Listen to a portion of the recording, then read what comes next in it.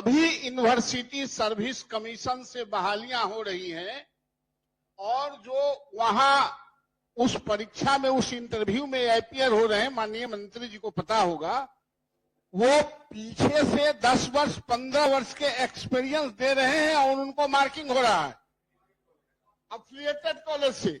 Headmaster में भी इन्होंने अपने शिक्षक को दिया, डाइट में दिया, और अब जब यहां टाइट कर रहे हैं तो कहते हैं देख लेंगे। इसलिए महोदय, सबसे बड़ी बात है कि आप जो लगातार 15 वर्ष 20 वर्ष से सेवा कर रहा है और आपने एक निकाला कि हम सक्षमता परीक्षा लेंगे, हालांकि वो लोग परीक्षा एगो दूगो नहीं दिया है, हमेशा लेते रहे हैं, लेकिन सक्षमता परीक्षा में आपने कहीं यह नहीं कहा था कि लेंथ ऑफ सर्विस जो पहले से होगा हटा के लड़कन के सीनियर कर देंगे या बूढ़ा को जूनियर कर देंगे। इसलिए महोदय, सेवा निरंतरता के बारे में माननीय मंत्री जी को क्या कहना है, अर्जिता अवकाश जो जरूरी है, ये 2-3 सवाल है, इसलिए प्रोन्नति का सवाल है। इसलिए महोदय, माननीय मंत्री से हम लोग उम्मीद करते हैं कि ये छोटे मोटे जो प्रॉब्लम है, ये विभागीय अधिकारी इसको उलझा के रखना चाहते हैं सारे लोगों से सलामी ठुकवाने के लिए, आप इससे निजात दिलवाइए। ठीक, मैं उन बातों को दोहराना नहीं चाहता हूँ। सेवानिवृत्ति के बारे में माननीय सदस्य भी बोले और मैंने सर्वोच्च न्यायालय का एक न्यायाधीश जो है उनकी भी कॉपी दी, लेकिन सभापति महोदय, किसी भी सेवा में अगर संवर्ग परिवर्तन होता है, इस ध्यानाकर्षण का एक अंश वो भी है, तो वरीयता बरकरार रखने के लिए या उनके सम्मान के लिए अतिरिक्त वार्षिक वेतन वृद्धि भी दी जाती है। और पहले भी 2015 में आपने अतिरिक्त वार्षिक वेतन वृद्धि दी थी, हालांकि वो भी विसंगतिपूर्ण थी। 3 वर्षों में एक बार आपने वार्षिक वेतन वृद्धि दी। और दूसरी बात यह है, जो अभी माननीय सदस्य ने कहा, आपने जब पिछली सेवा की मान्यता बरकरार रखते हुए ही उनको अगली सेवा में समायोजित किया है। हालांकि मंत्री महोदय आज बोल रहे थे राज्य कर्मी का 2,50,000 दर्जा दिया गया, मुझे लगता है सभापति महोदय ये शाब्दिक दर्जा दिया गया। संभवतः मंत्री महोदय ये नहीं जान रहे हैं, मैं जानकारी देता हूं, आपके विभाग ने एक पत्र निकाल दिया जो कि उनको वेतन इतना ही दिया जाए। आपका संवर्ग परिवर्तन के पश्चात वेतन निर्धारण होना जरूरी है किसी भी सेवा में, किसी भी विभाग में, और वेतन निर्धारण का कार्य नहीं कर करके वेतन घटा दिया गया। किसी को वेतन नहीं मिल रहा है, किसी का पैन नंबर के चलते पेंडिंग है, लेकिन आप वेतन निर्धारण के लिए समिति तो बनाते हैं, जैसे ट्रांसफर के लिए कमेटी बनाती है वैसे नहीं बनाए हैं। और सेवा निरंतरता तो हर हालत में देना होगा। मैंने वो अंश जो है न्यायाधीश माननीय सर्वोच्च न्यायालय का, वो मैंने दिया है, उसको अच्छे से पढ़ लें। एक बार में आप समझ जाएंगे जरूर, जो कि विभाग के जो भी पदाधिकारी हैं वो आपको भ्रम में डाल रहे हैं। और हम लोग अगर सदन में कुछ कहते हैं तो उसको गंभीरता से नहीं लिया जाता है, लेकिन वही अगर न्यायाधीश हो जाता है, जैसे अभी अतिथि शिक्षकों का न्यायाधीश हो गया है, लेकिन अभी तक नियुक्ति के लिए विभाग ने कोई भी आदेश नहीं निकाला। अब कहीं कहीं सुनने में आ रहा है जो कि एलपीए में जाएगी तो एसएलपी में जाएगी। महोदय, ये क्या है? इतने दिनों की सेवा है, राज्य की मेधा और विभाग का सम्मान अगर यहाँ नहीं होगा तब कहाँ होगा?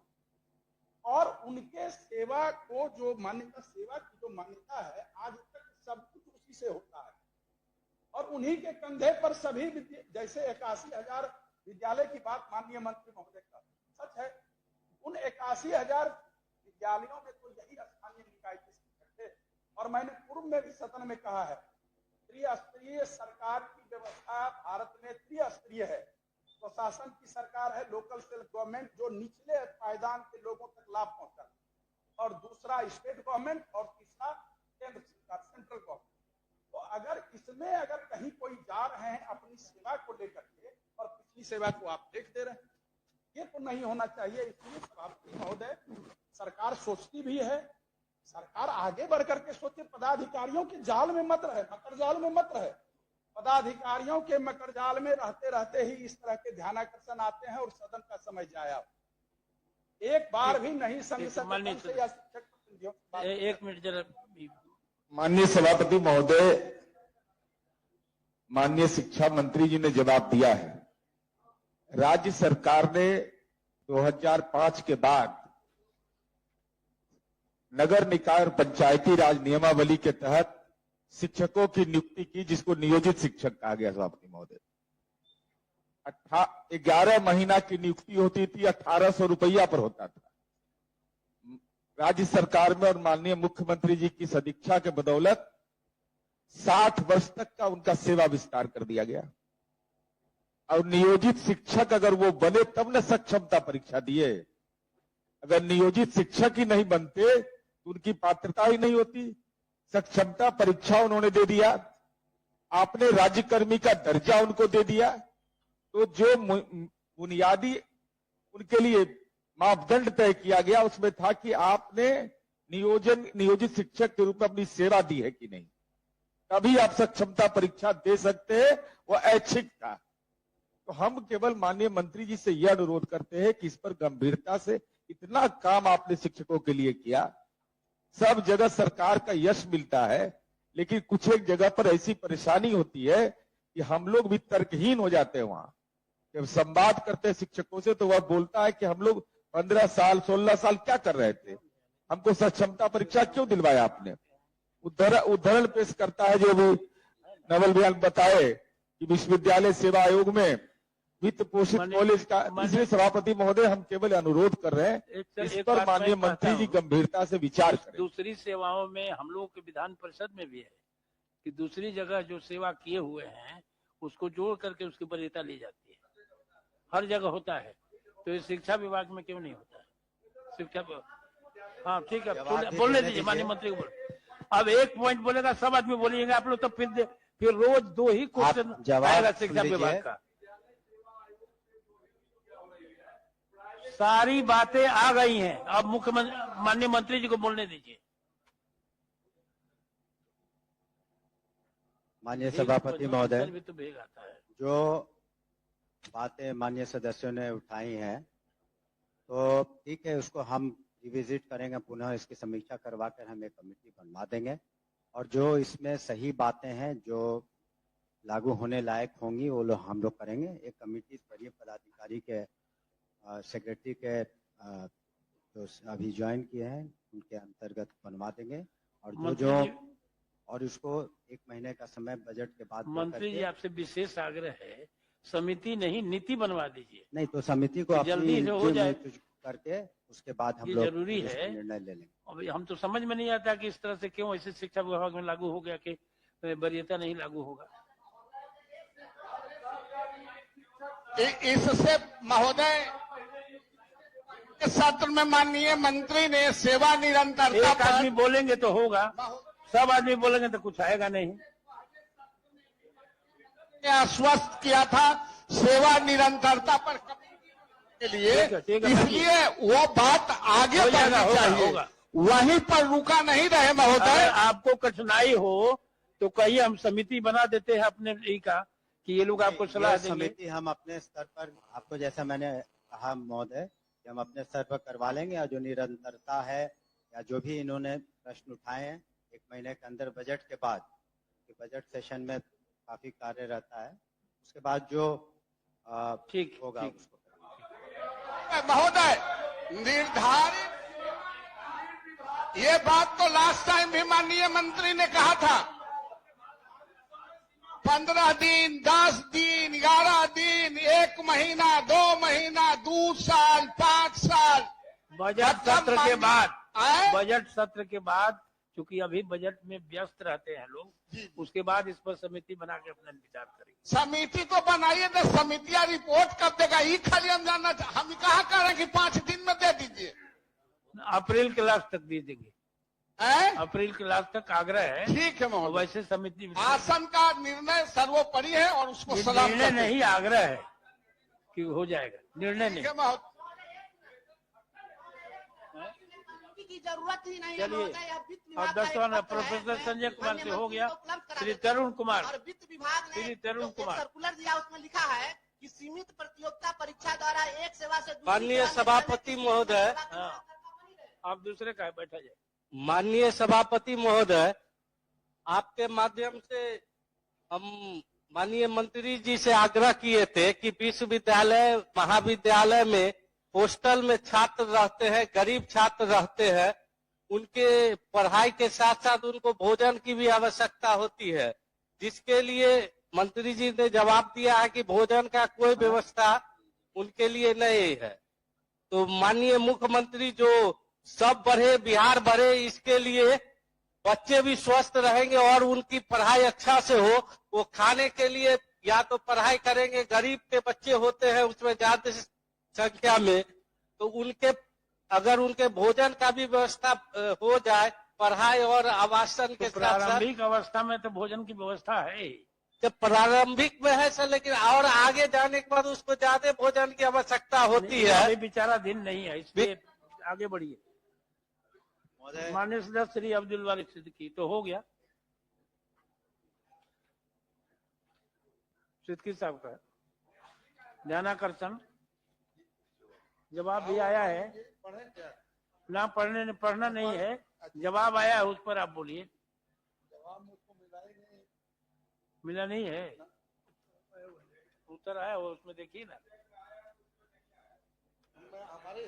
नहीं आया है, आ गया है, आ गया है। महोदय, राज्य के अंतर्गत बिहार राजकीय मान्यता प्राप्त अल्पसंख्यक माध्यमिक विद्यालयों जिनकी संख्या 72 के अंतर्गत Ayub Urdu girls high school Lalbagh Patna में आता है। इस विद्यालयों का संचालन एवं नियंत्रण बिहार राजकीय माध्यमिक विद्यालय प्रबंध एवं नियंत्रण ग्रहण अधिनियम 1981 के अध्याय 5 प्रकरण 13 के अधीन क ख घ के अनुसार होता है। 2011 के संशोधित एक्ट के अंतर्गत 27/5/2011 से राजकीयकृत विद्यालयों के समान अराजकीय अल्पसंख्यक माध्यमिक विद्यालयों में भी नियोजन के आधार पर शिक्षकों की नियुक्ति का प्रावधान किया गया है।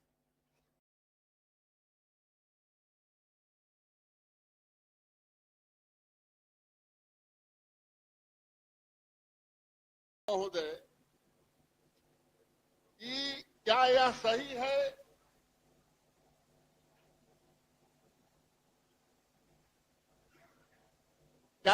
है कि विभागीय संख्या 15A21/2014 925 दिनांक 13/4/2021 के अंतर्गत गठित चयन समिति के अनुशंसा पर अतिथि प्राध्यापक के रूप में सहायक प्राध्यापक के पद पर उनको नियुक्ति की गई।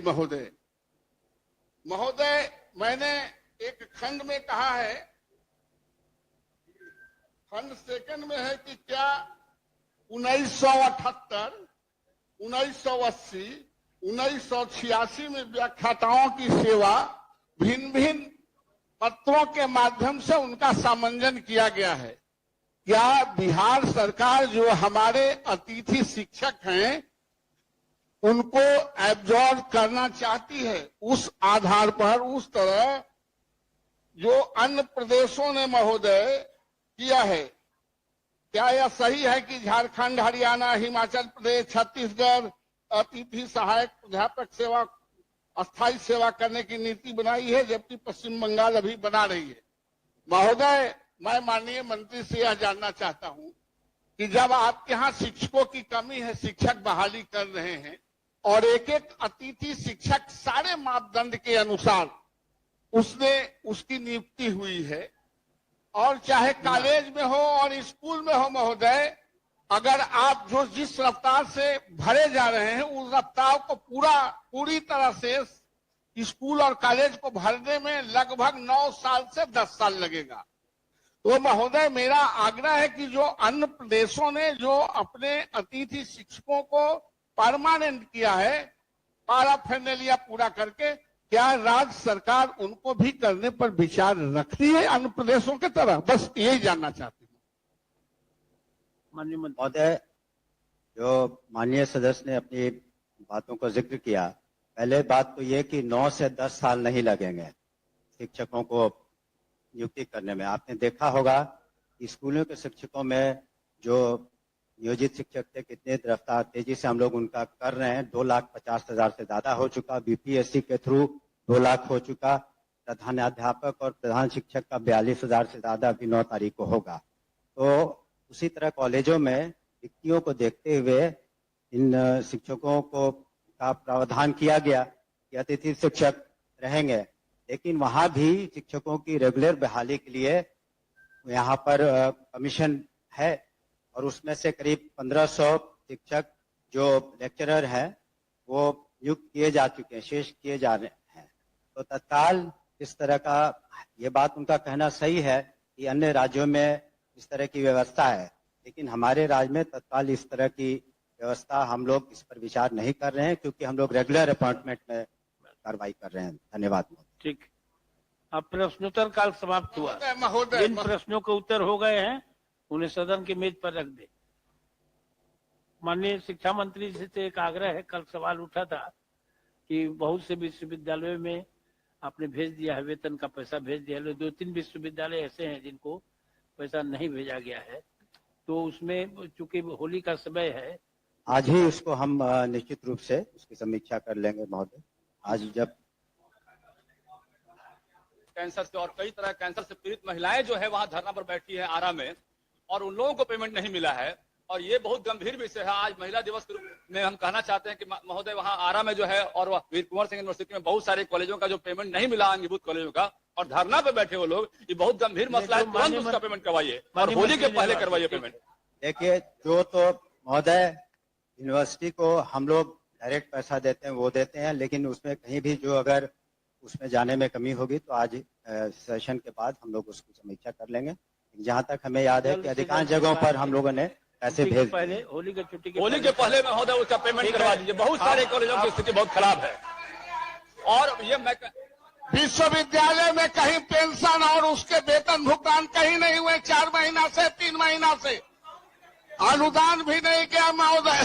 3 मिनट, ठीक है। इस बात पर अब शून्यकाल से पेंशन नहीं किया कुमुद वर्मा जी।